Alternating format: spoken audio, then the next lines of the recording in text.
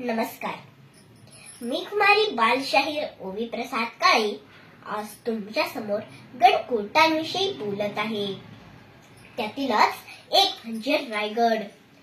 रायगड हा किल्ला महाराष्ट्रातील महत्त्वाचा किल्ला आहे। मित्रांनो, रायगड हा किल्ला महाराष्ट्रातील प्रमुख किल्ल्यांपैकी एक आहे। रायगड हा किल्ला महाराष्ट्राच्या रायगड जिल्ह्यातील महाड गावाच्या जवळ दख्खनच्या डोंगरावर आहे।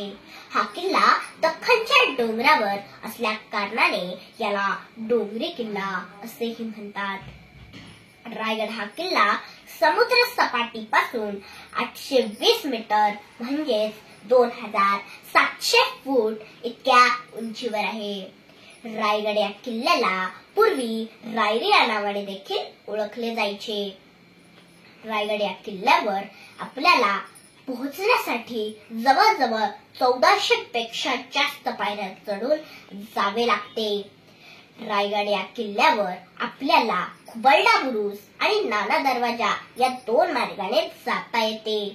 हिंदवी स्वराज्याची राजधानी असलेला हा किल्ला नुसता गडच नसून एक राष्ट्रीय स्मारक आहे।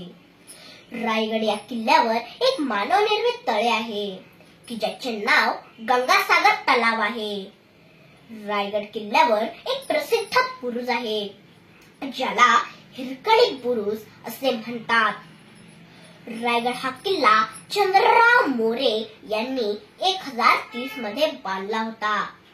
त्यावेळी या किल्ल्याला रायरी म्हणून ओळखले जायचे, परंतु छत्रपती शिवाजी महाराज यांनी तो किल्ला 1956 मध्ये त्यांच्या ताब्यात घेतला व या किल्ल्याचे नाव रायगड असे ठेवले।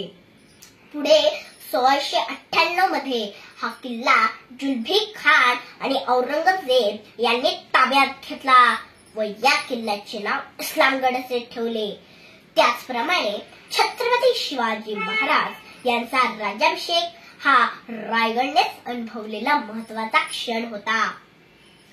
छत्रपती शिवाजी महाराज यांचा राज्याभिषेक हा 6 जून 1647 रोजी करण्यात आला। छत्रपती शिवाजी महाराज यांचा राज्याभिषेक ही इतिहासातील एक महत्त्वाची घटना आहे।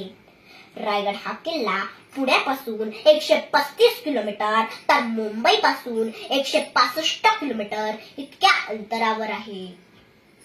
रायगड या किल्ल्याला पूर्वी मराठी साम्राज्याची राजधानी असे देखील म्हणले जाते। म्हणूनच मला असे म्हणावेसे वाटते की त्या राजधानीवर ते भगवान शान आहे, भगवान शान आहे। रायगड किल्ला महाराष्ट्राची शान आहे, रायगड किल्ला महाराष्ट्राची शान आहे। जय शिवराय, जय जिजाऊ, जय शंभूराजे। धन्यवाद।